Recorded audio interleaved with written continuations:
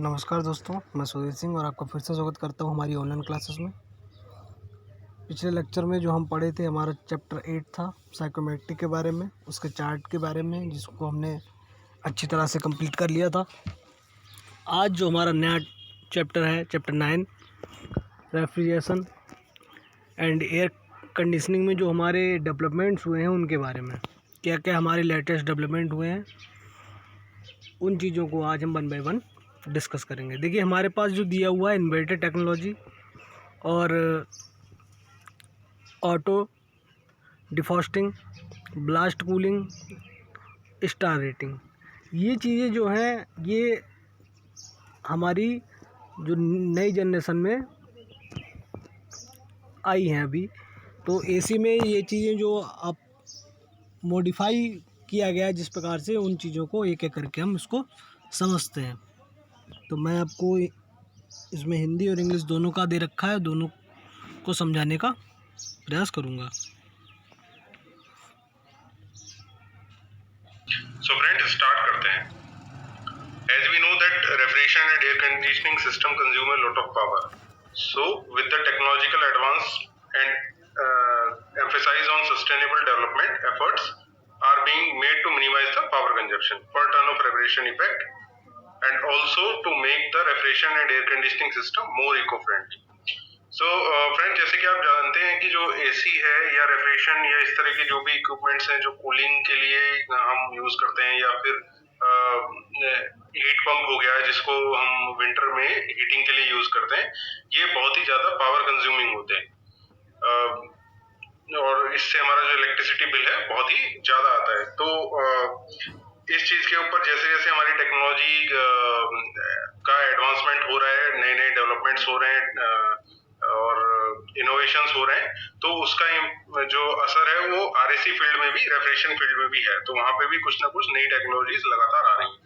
दूसरा, पिछले कुछ समय से एक टर्म आपने सुना होगा सस्टेनेबल डेवलपमेंट का, जिसका मतलब होता है कि जो हम रिसोर्सेज यूज कर रहे हैं, जो हम एनवायरनमेंट की जो भी रिसोर्सेज एनवायरनमेंट से लेते हैं उनको यूज कर रहे हैं, तो at least we should give the similar amount of resources to the next generation. मतलब हमारा जो डेवलपमेंट है वो कुछ इस तरह से होना चाहिए कि जो हमारे रिसोर्सेज हैं, नेचुरल रिसोर्सेज, वो किसी भी तरीके से डिग्रेड ना हो। हमारी जो नेक्स्ट जनरेशन है उसके लिए भी हम कुछ ना कुछ रिसोर्सेज छोड़ें। सभी लोगों ने ये सुने होंगे नाम। सो एक एक करके हम स्टार्ट करते हैं। तो पहला है इन्वर्टर टेक्नोलॉजी। इन्वर्टर टेक्नोलॉजी, ये नाम आपने जब एसी के लिए, अगर आपने हाल फिलहाल में कभी एसी खरीदा हो तो तब जरूर सुना होगा कि इन्वर्टर एसी भी अवेलेबल है आजकल मार्केट में। सो इन्वर्टर टेक्नोलॉजी क्या है? This is one of the latest development in air conditioning field. जैसे कि मैंने बताया, ये लेटेस्ट टेक्नोलॉजी है। In an inverter AC, speed of compressor motor is controlled so as to regulate the temperature continuously. Inverter AC में क्या होता है, जो हमारा कंप्रेसर है उसका जो स्पीड है, यानी कि जो उसके आरपीएम है, वो कंट्रोल किए जाते हैं, जिससे कि हम जो हमारा कंडीशनड स्पेस है या रूम है उसका टेम्परेचर कंट्रोल कर सके। This technology uses a variable speed compressor and saves up to 50% of power in comparison to non inverter AC. जो ये इन्वर्टर टेक्नोलॉजी है, इसमें जो वेरिएबल स्पीड कंप्रेसर हम यूज करते हैं कि ऐसा कंप्रेसर होता है जिसकी स्पीड कम या ज्यादा की जा सकती है। इसके लिए हमको मैनुअली करने की जरूरत नहीं होती। एसी में अंदर ही पूरा एक कंट्रोल सर्किट बना होता है जो खुद ही सेंसर्स की मदद से डिसाइड करता है कि कंप्रेसर की स्पीड कितनी होनी चाहिए और उसको कम ज्यादा करता रहता है। इसमें किसी भी मैनुअल इंटरवेंशन की जरूरत नहीं होती। एंड जो ये टेक्नोलॉजी है, इसकी मदद से हम लगभग 50% तक बिजली बचा सकते हैं। किसके कंपैरिजन में? जो हमारे नॉन इन्वर्टर एसी हैं, जो अभी तक कुछ समय पहले तक हम यूज कर रहे थे, जो नॉर्मल एसी आते हैं, उनके कंपैरिजन में ये टेक्नोलॉजी लगभग 50% तक जो पावर कंजप्शन है उसको कम कर देती है। सो फ्रेंड्स, आप देखते हैं कि इन दोनों में फर्क है। Major difference in regular AC and inverter AC. ऐसा जो ये हमने बात किया कि 50% तक पावर रिडक्शन होता है, तो ये किस तरीके से हमको मिलता है? इन regular AC the compressor is either on और ऑफ। जो हमारा रेगुलर एसी होती है उसमें कंप्रेसर की दो ही कंडीशन होती है, या तो वो ऑन होगा या फिर वो ऑफ होगा। It works on full capacity, जैसे ही ऑन होगा और जब तक भी वो चलता रहेगा वो अपनी फुल कैपेसिटी पर रन करेगा। अगर उसके आरपीएम 3000 है तो पूरा साइकिल में वो 3000 आरपीएम तक पे ही चलता रहेगा। When a regular AC is switched on, हम शुरू से अगर किसी AC को ऑन करेंगे तो कंप्रेसर स्टार्ट होगा अपनी फुल कैपेसिटी पे and continue to run till the desired temperature is achieved in the room and compressor is turned off. तो क्या होगा, हमने कंप्रेसर को AC को ऑन किया, उसके बाद कंप्रेसर ऑन होगा और वो अपनी फुल कैपेसिटी पे रन करेगा और जब तक रन करता रहेगा कि जो भी टेम्परेचर सेट किया हुआ है हमने AC में जो रूम में हमको चाहिए, जब तक वो रूम में टेम्परेचर अचीव नहीं हो जाता तब तक वो चलता रहेगा। मान लीजिए हमने 24 डिग्री सेल्सियस का टेम्परेचर सेट किया हुआ है रूम के लिए, तो AC हमारा जो कंप्रेसर है AC जब तक चलता रहेगा जब तक रूम का टेम्परेचर 24 डिग्री सेल्सियस नहीं हो जाता है। एक बार वो टेम्परेचर अचीव हो गया तो जो सेंसर लगा हुआ होता है वो इनपुट देगा AC के कंट्रोल स्विच को कि टेम्परेचर 24 डिग्री सेल्सियस हो गया है और कंप्रेसर को बंद कर दिया जाए। फिर उसके बाद क्या होगा, again temperature of room starts increasing. अब क्योंकि AC का जो कंप्रेसर बंद हो चुका है, कूलिंग नहीं हो रही है, ऐसे केस में सिर्फ ब्लोअर चलता रहता है, हवा सिर्फ सर्कुलेट हो रही है, तो क्या होगा, धीरे धीरे रूम का टेम्परेचर बढ़ना शुरू होगा। क्यों? क्योंकि उसमें कुछ लोग बैठे हैं, उनसे कुछ ना कुछ हीट निकल रही है लगातार। उसके अलावा बाहर की जो हमारी वॉल्स हैं, रूफ है, विंडोज हैं, उन सब से कुछ ना कुछ हीट अंदर रूम में इन्फिल्ट्रेट होती है या अंदर आती रहती है। इसके बारे में हमने पिछली वीडियो में काफी डिटेल में डिस्कशन किया है। तो इन सब की वजह से रूम का टेम्परेचर बढ़ता है और जैसे ही ये एक प्रीसेट वैल्यू होती है AC में 1 या 1.5 डिग्री सेल्सियस तक, जैसे ही हमारा जो डिजायर्ड टेम्परेचर है, यानी जैसे हमने 24 डिग्री सेल्सियस हमने माना था, जैसे ही वो 25 या 25.5 तक जाएगा हमारा कंप्रेसर दोबारा ऑन हो जाएगा और ये साइकिल बार बार चलती रहेगी। ऑन हुआ, फिर से वो 24 डिग्री सेल्सियस पे आएगा रूम टेम्परेचर, कंप्रेसर बंद हो जाएगा, फिर हीट होगी, टेम्परेचर बढ़ेगा रूम में और जैसे ही वो डिजायर्ड टेम्परेचर से 1-1.5 डिग्री सेल्सियस ऊपर जाएगा फिर से कंप्रेसर ऑन हो जाएगा। सो ये बार बार कंप्रेसर ऑन ऑफ का जो प्रक्रिया है ये चलती रहती है। जबकि इन्वर्टर AC में क्या होता है, while in inverter AC compressor is not turned on and off continuously. Once the compressor is switched on, it starts at full capacity till desired temperature is reached. यहाँ तक तो हमारा रेगुलर AC के जैसा ही है कि हमने इन्वर्टर AC को ऑन किया, कंप्रेसर ऑन हुआ, वो फुल कैपेसिटी पे रन हुआ और जो हमारा डिजायर्ड टेम्परेचर था वहां तक रूम जब तक नहीं पहुंचेगा तब तक वो चलता रहेगा। मान लीजिए हमने यहाँ पे भी 24 डिग्री सेल्सियस ही रूम का टेम्परेचर रखा हुआ है, तो तब तक वो कंप्रेसर ऑन रहेगा और कूलिंग करता रहेगा। अब जैसे ही 24 डिग्री सेल्सियस पे रूम टेम्परेचर आ गया है, then after that compressor continue to run at lower speed to maintain the room temperature. अब जो हमारा कंप्रेसर है, जो AC में कुछ ऐसे सेंसर्स लगे होते हैं जिससे वो सेंस करता रहता है और जो कंप्रेसर है उसका स्पीड को कम कर देता है एक मिनिमम स्पीड पे। मान लीजिए उसकी फुल जो RPM है 3000 है, देन वो उसको पहले 2000 तक कम करेगा और उसको चलाएगा और वो देखेगा कि टेम्परेचर जो है 24 डिग्री सेल्सियस से कम तो नहीं हो रहा है। अगर मेंटेन है तो 2000 RPM पे चलता रहेगा। अगर टेम्परेचर 24 से नीचे जाता है, इसका मतलब हीट लोड जो है रूम में कम है, तो वो कंप्रेसर के RPM को फिर और कम कर देगा, मान लीजिए 1000 कर देता है और फिर से वो देखेगा अगर टेम्परेचर फिर भी नीचे जा रहा है तो वो RPM जो है उसके कंप्रेसर के और कम कर देगा, मान लीजिए 500 कर देगा। लेकिन जो कंप्रेसर है उसको बंद नहीं करेगा, वो कम RPM पे लगातार चलता रहेगा। The speed of compressor is increased or lowered as per cooling load requirement in the room. So जैसे कि मैंने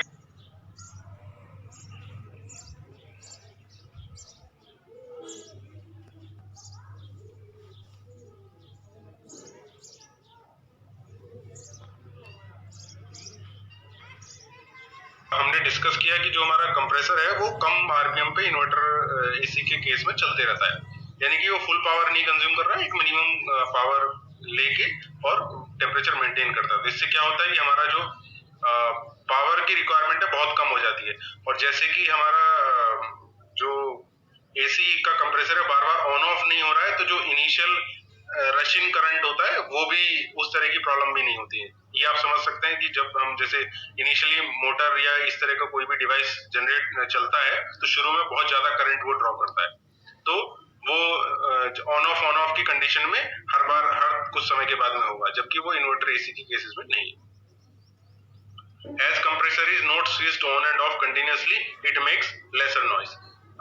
बिल्कुल जाहिर सी बात है कि जब हमारा कंप्रेसर है वो लगातार ऑन ऑफ नहीं होगा, एक मिनिमम आरपीएम पे चलता रहेगा, तो हमारा नॉइज भी कम जनरेट होगा, जबकि जो हमारा नॉर्मल एसी के केस में बार बार कंप्रेसर के ऑन ऑफ होने की आवाज आपको आती रहती है। As it maintains constant temperature it is more comfortable during C.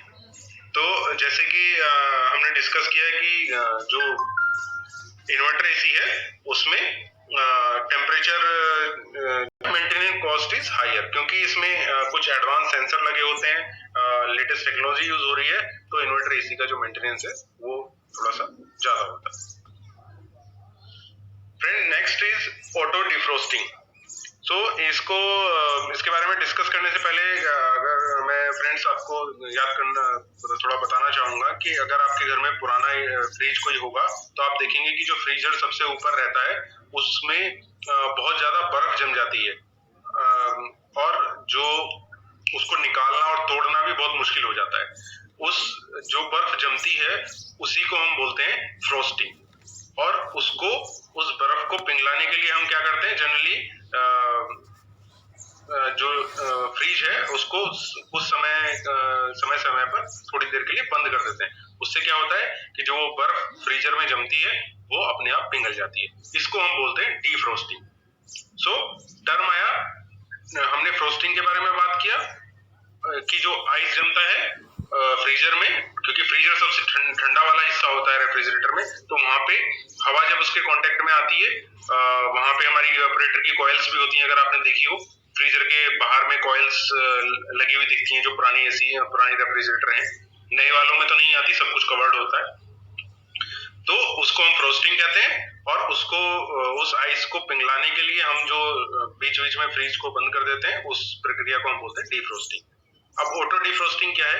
Auto डिफ्रोस्टिंग है कि अगर हमको वो जो डिफ्रोस्टिंग करने की प्रक्रिया है वो मैनुअली ना करके हमको फ्रीज को बंद ना करना पड़े, वो अपने आप फ्रीज में ही इनबिल्ट ऐसा सेंसर और कंट्रोल पैनल लगा हो कि वो खुद ही करता रहे, तो उसको हम बोलते हैं ऑटो डिफ्रोस्टिंग।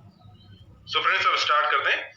तो defrosting is a process of melting or removing the ice from the surface of cooling coil। जैसे मैंने बताया कि जो हमारा रेफ्रिजरेटर का सबसे ठंडा वाला पार्ट है जहाँ पे इवेपोरेटर की कॉइल आती है फ्रीजर, उसमें जो आइस है वो जम जाता है, उसको रिमूव करने की जो प्रोसेस है उसको हम बोलते हैं डीफ्रोस्टिंग। अब ये आइस वहां पे जमता क्यों है? क्योंकि हम फ्रेंड्स रेफ्रिजरेटर को खोलते हैं तो जो बाहर की हवा है वो उसमें अंदर जाती है, और जैसे ही हम दरवाजा बंद करते हैं तो हवा अंदर एंट्रैप हो जाती है। अब जाहिर सी बात है जो बाहर की हवा जाएगी उसमें कुछ ना कुछ मॉइस्चर भी होगा, तो वो जब एयर ऊपर फ्रीजर में कूलिंग कॉइल्स के कांटेक्ट में आती है तो उसमें जो वाटर वेपर होते हैं वो पहले कंडेंस होते हैं और उसके बाद फ्रीज हो जाते हैं, जिसकी वजह से वहां पे आइस की एक लेयर जम जाती है। Problem of ice formation is faced in the system where fresh air comes in contact with the cooling coil, जैसे कि मैंने अभी बताया। If the dPt of cooling coil is lower than water freezing temperature, then the vapor in the air get freezed over cooling coil। ये हमने psychometric में काफी detail में डिस्कस किया है, जो वीडियोस हमने साइकोमेट्रिक पे बनाई है, कि अगर एयर का को हम उसके ड्यू पॉइंट टेम्परेचर से नीचे तक कूल कर दें तो जो उसमें वाटर वेपर है वो फ्रीज हो जाता है। और ये फ्रीज कहाँ होगा? कूलिंग कॉइल पे, क्योंकि वो हमारा इवेपोरेटर की जो कूलिंग कॉइल है वो सबसे ज्यादा ठंडा पार्ट है रेफ्रिजरेटर का, और पुराने वाले रेफ्रिजरेटर में वो हमको दिखती थी, वो बाहर ही होती थी, तो उसमें ये प्रॉब्लम ज्यादा है। Formation of ice reduces the heat transfer between air and cooling coil. So जाहिर सी बात है जो हमारा आइस है उसकी जो हीट कंडक्टिविटी है वो बहुत ही पुअर होती है, तो वो क्या करता है, वो एक बैरियर का काम करता है कूलिंग कॉइल में और एयर के बीच में, और जिसकी वजह से रेफ्रिजरेटर के अंदर कूलिंग जो साइकिल है वो डिस्टर्ब हो जाती है, क्योंकि पूरी कूलिंग रेफ्रिजरेटर में किससे हो रही है? एयर के मूवमेंट से। जो एयर है वो रेफ्रिजरेटर में जाके ठंडी होती है, ठंडी होके वो अपने वेट की वजह से नीचे की तरफ आती है और पूरे रेफ्रिजरेटर को ठंडा करती है। सो फ्रेंड्स, एडवांटेज क्या है ऑटो डिफ्रोस्टिंग के और डिसएडवांटेज क्या है। सो पहले देखते हैं advantage. As defrosting is done automatically, this reduces the power consumption. So अब ये पावर कंजप्शन पे इफेक्ट कैसे डालता है। जैसे हमने पहले बताया कि अगर इवेपोरेटर में आइस की फॉर्मेशन हो जाएगी तो हीट ट्रांसफर कम हो जाएगा, यानी कि हमें सेम कूलिंग लोड के लिए ज्यादा काम करना पड़ेगा।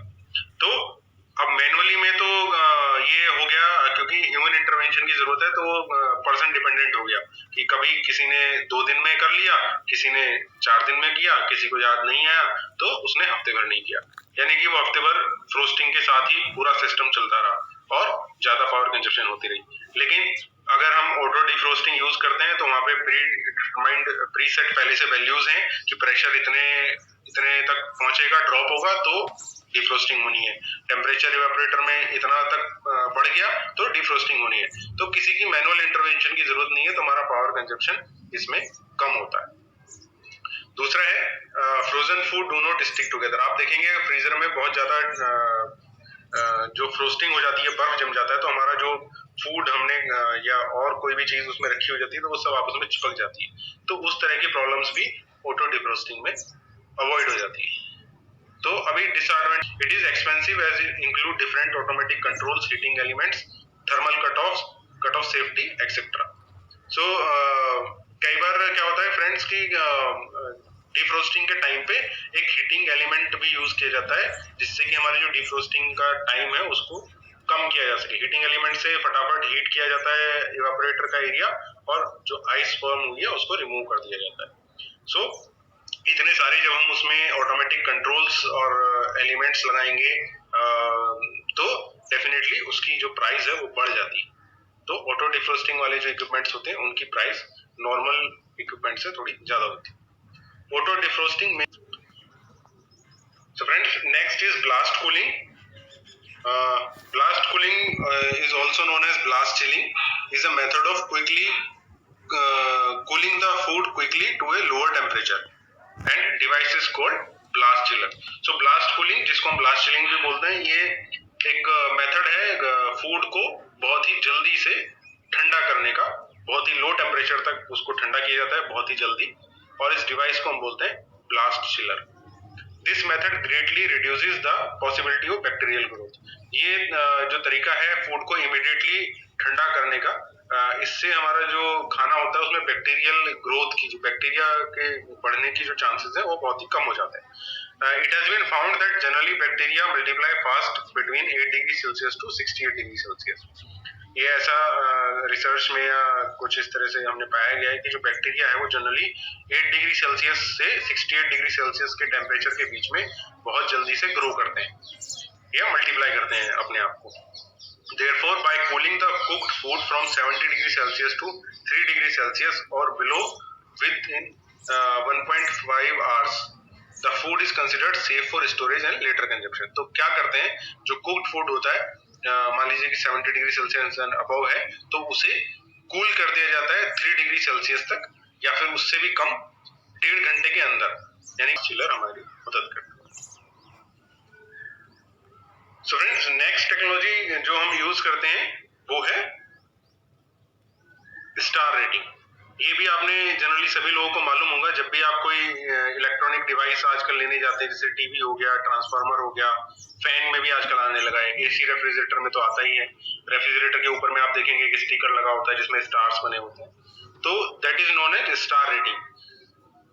So nowadays we see that most of the electric equipments, that is TV, transformer, fan, AC, refrigerator, etc. comes with a star rating varying from 1 to 5 star. तो आपने देखा होगा कि TV, transformer, fan, AC, refrigerator, इन सब पे एक star rating का लेवल लगा होता है जिसमें 1 से लेके 5 स्टार की रेटिंग दी जाती है। This star rating is given by bureau of energy efficiency, यानी कि BEE। It is an agency of government of India. तो गवर्नमेंट ऑफ इंडिया की एजेंसी है BEE, जिसको ब्यूरो ऑफ एनर्जी एफिशिएंसी बोलते हैं, वो ये स्टार रेटिंग देती है। और ये स्टार रेटिंग फ्रेंड्स रिवाइज होती रहती है। ऐसा नहीं है कि जिस इक्विपमेंट को आज स्टार रेटिंग 5 है तो हमेशा के लिए 5 हो गया, नहीं। अगर अगले साल हमारी जो बीई है उसने अपने स्टैंडर्ड्स को रिवाइज कर दिया तो ऐसा हो सकता है कि जो इक्विपमेंट आज 5 स्टार रेटिंग है वो अगले साल 3 स्टार रेटिंग हो। तो ये स्टार रेटिंग चेंज होती रहती है, ये फिक्स्ड नहीं है। जैसे तो दोस्तों हमने इसमें देखा कि जो इन्वर्टर टेक्नोलॉजी था वो हमारा किस काम के लिए था, हमारा सिर्फ कंप्रेसर को, जो कंप्रेसर के आरपीएम हो उसको कंट्रोल करने के लिए कि कब कब उसको चलाना है, कब कब उसके आरपीएम की ज़रूरत ज़्यादा है या कम है। तो जो इन्वर्टर हमारा है कंट्रोलर सिर्फ कंट्रोलर का काम करता है कि जो एक नॉर्मल एसी में था हमारा कंप्रेसर क्या ऑन और ऑफ हो रहा था, लेकिन जो हमारा इन्वर्टर टेक्नोलॉजी उसमें जब हमने लगाई तो उससे क्या हो रहा है कि जितनी ज़रूरत हो रही है उसी के अकॉर्डिंग ये हमारा इसमें मूव कर रहा है। जितने आरपीएम की ज़रूरत है उतने आरपीएम पे हमारा कंप्रेसर मूव कर रहा है। ठीक है, ऑटो डिफॉर्मिंग के बारे में मैं अभी पढ़ा। तो इसमें क्या होता है कि ये जो फ्रीजर हमारा इसमें जो बर्फ़ इकट्ठी हो जाती है उसको रिमूव करना और ऑटोमेटिकली रिमूव करना ये हमारा ऑटो डिफ़ॉल्ट कहलाता है। जैसा कि अभी आपको बताया गया था कि डिफ़ॉल्ट माने, देखिए फॉल्ट माने क्या होता है, जो हमारा फ्रीजिंग हो रहा है रेफ्रिजरेंट में, जो एयर के जो पार्टिकल कंडेंस होने के बाद में फ्रीज हो जा रहे हैं, इकट्ठा हो रहा है, बर्फ़ बन जा रही है, उसको रिमूव करना हमारा डिफ़ॉल्ट कहलाता है और जो बन रहे हैं उसको हम फॉल्ट कहते हैं। तो ये प्रोसेस दे रखे हैं, उसके लाभ हानि दिए हुए हैं जो आपने भी पढ़े थे। ब्लास्ट कूलिंग आपको पता है, ये हमारे खाने को एकदम से ठंडा करने के लिए यूज होता है, प्रीलोडिंग विधि। इसको हम बायो कूलिंग ब्लास्ट भी कहते हैं। ये भोजन देखिए जो हमारा है उसको 1 घंटे के अंदर, 1-1.5 घंटे के अंदर बहुत ज़्यादा ठंडा कर देता है। उसका टेम्परेचर लगभग 3 डिग्री सेल्सियस के अराउंड ले आता है, जो हमारा 70 डिग्री अराउंड था। तो उससे उसकी गुणवत्ता बढ़ जाती है। बाकी स्टार रेटिंग में आपको पता है, स्टार रेटिंग ये क्वालिटी के बारे में होता है कि कितना अच्छा हमारा फ्रिज है या भी कोई भी चीज़ हुई। स्टार रेटिंग में हम देखते हैं कि कोई भी चीज़ लेके इक्विपमेंट लेने जाते हैं तो उसमें रेटिंग दे रखी होती है।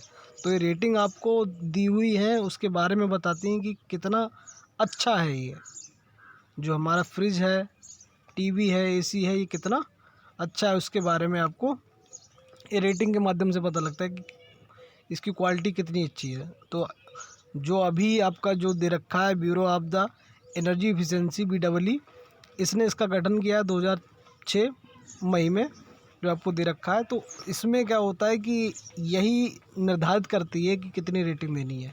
अब ज़रूरी नहीं कि जैसे कि अभी मान लीजिए मैं एक टीवी लेके आया हूँ, ये एसी लेके आया हूँ 5 स्टार का, और वो आगे चल के उससे और मॉडिफाई कर दिया जाए तो वो जो अभी मेरा 5 स्टार का है वो उस समय उसकी रेटिंग 3 स्टार पे भी आ सकती है। ठीक है, तो ये चीज़ें रेटिंग उसकी क्वालिटी के ऊपर कि कितनी अच्छी है। 5 स्टार रेटिंग बहुत अच्छी है, बाकी उसके नीचे धीरे धीरे कम की गई हैं। ठीक है, तो ये जो चैप्टर हमारा था रेफ्रिजरेशन एंड एयर कंडीशनिंग में जो डेवलपमेंट के बारे में क्या क्या डेवलपमेंट हुए उनके बारे में हमने सीखा है। तो ये जो चीज़ें हम पढ़ रहे हैं ये सभी नए डेवलपमेंट को बता रहे हैं कि क्या क्या इसमें इम्प्लीमेंट किए गए हैं। आपका इन्वर्टर हो गया, ब्लास्ट कूलिंग हो गया, स्टार रेटिंग हो गया, और जो आपका ऑटो डिफॉल्टिंग है। ठीक है, तो ये आज चैप्टर हमारा कंप्लीट हो गया। अब नेक्स्ट जो अभी रह गए स्टार्टिंग में कुछ पॉइंट वो आपको हम 1 बाय 1 करके बताएंगे नए लेसन से, क्योंकि अभी रिवीजन का टाइम रह गया है। काफ़ी कोर्स आपका लगभग मतलब ये 9 चैप्टर लास्ट था, ये आज कंप्लीट हो गया है। और बाकी आरोग्य सेतु ऐप डाउनलोड कर लीजिए आप लोग। नमस्कार दोस्तों।